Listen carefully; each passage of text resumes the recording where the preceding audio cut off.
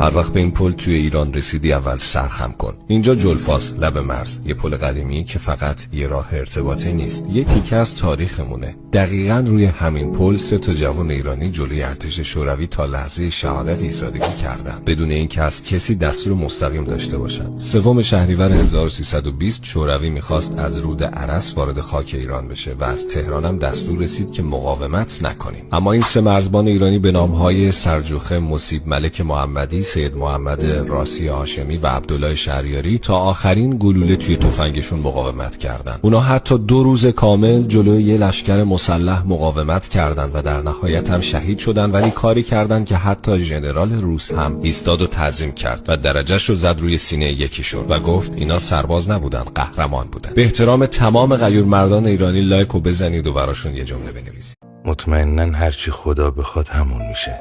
امیدوارم خدا برات خوش بخواد، قشنگ بخواد، بهترینا رو بخواد، اونی که تو دلت رو بخواد، چیزی که ذوقشو داری رو بخواد. آره، امیدوارم فقط اون برات بخواد.